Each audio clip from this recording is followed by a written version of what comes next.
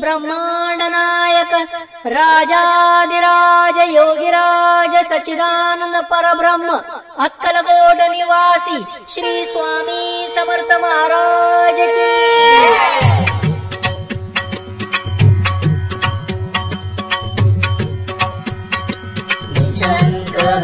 निर्भय हो म्हणारे प्रचंड स्वामी बळपाठीशी अतर्क्य अवधूत हे स्वर्णगामी अशक्य ही शक्य करतील स्वामी।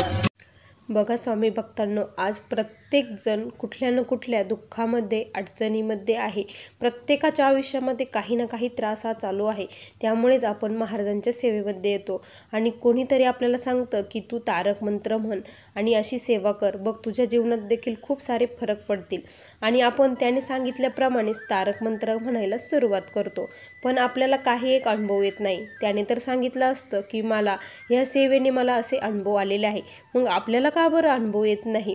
स्वामींचा तारक मंत्र म्हणजे आपल्याला तारणारा, कुठल्याही संकटामध्ये आपल्याला ते तारून नेत असतात। त्यामुळेच म्हणतात अतर्क्य अवधूत हे स्मरणगामी अशक्य ही शक्य करतील स्वामी। ह्या तारक मंत्र म्हणण्याबरोबरच एक आपल्याला जबरदस्त उपाय देखील करायचा आहे आणि यामध्ये हा तारक मंत्र म्हणताना आपल्याला थोड्याशा चुका आपल्याकडून होत असतात, त्या चुका टाळायच्या आहे। तुम्ही जर ह्या होणाऱ्या चुका टाळल्या आणि त्याचबरोबर हा असा उपाय केला तर तुमच्या आयुष्यातील सर्व दुःख हे संपणार आहे। कितीही मोठ्या संकटात असू तरी तुम्हाला त्या संकटातून सुटका स्वामी महाराज हे करणार आहे, कारण स्वामींचे हे ब्रीद वाक्य आहे आणि स्वामींनी हा आपल्या भक्तासाठी दिलेला, तारण्यासाठी दिलेला हा मंत्र आहे।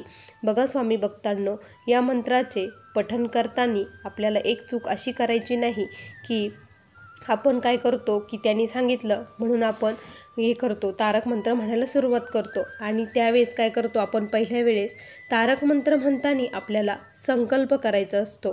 तुम्हाला जर एखादी इच्छा असेल, तुमच्या आयुष्यात एखादं खूप मोठं दुःख असेल, ते दुःख नाहीसं करण्यासाठी तुम्हाला स्वामींना अगोदर संकल्प करावा लागेल। तुम्हाला सांगावं लागेल स्वामींनी की तुम्ही किती दिवस हा स्वामींचा तारक मंत्र म्हणणार आहे आणि कशासाठी, कुठलं दुःख तुमचं निवारण करण्यासाठी तुम्हाला हा तारक मंत्र म्हणायचा आहे।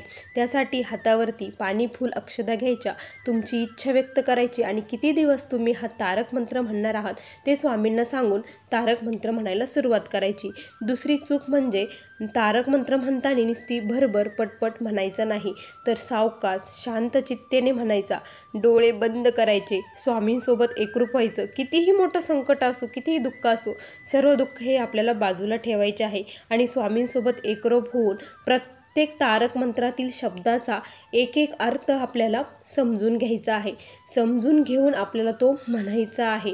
त्यानंतर खूप विश्वासाने, खूप श्रद्धेने आपल्याला या मंत्राचे पठण करायचे आहे। तुम्ही जर या पद्धतीने पठण केले तर तुम्हाला अनुभव 100% येणार म्हणजे येणार, असे कित्येक भाविक भक्तांचे अनुभव आहे। मला देखील याचे खूप सारे अनुभव आलेले आहेत।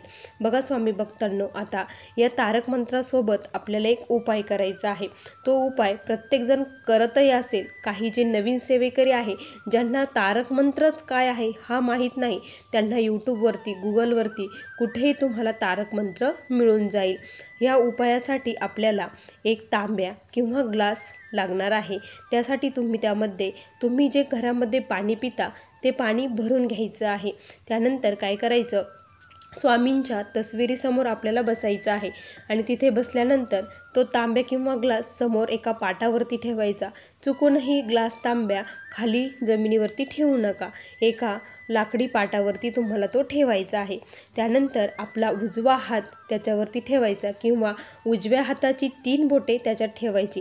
हे जरी जमलं नाही, तुमचा हाताला काही प्रॉब्लेम असेल की तुम्हाला ते कळ लागते, काही होत असेल, तर हे केलं नाही तरी चालेल। तुम्ही नुसता एक पेला स्वामींसमोर ठेवायचा आणि 2-3 अगरबत्ती लावायच्या।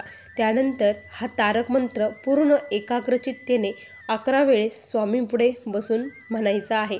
प्रत्येक याचा अर्थ समजून मग स्वामींसोबत एकाग्रता साधून आपल्याला हा मंत्र म्हणायचा आणि जी काही विभूती पडणार आहे ती विभूती आणि हे आपण जे तारक मंत्राने भारित केलेलं जे तीर्थ आहे ते तीर्थ संबंधित व्यक्ती जे कोणी रागीत, तापट किंवा घरामध्ये सतत भांडणं होत आहे किंवा कर्जबाजारी पण आहे, काही असो, त्यासाठी तुम्ही या मंत्राला घरामध्ये सर्वत्र शिंपडायचं आहे.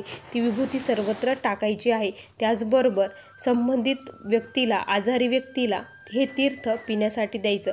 घरात कोणी आजारी नसेल, रागीट व्यक्ती असेल, मुले ऐकत नसेल, त्यांना देखील तुम्हाला हे तीर्थ पिण्यासाठी द्यायचं आहे. गुपचूप का होईना त्यांना हे तीर्थ प्यायला द्यायचं. भाजी पोळीत कशात पण टाकायचं.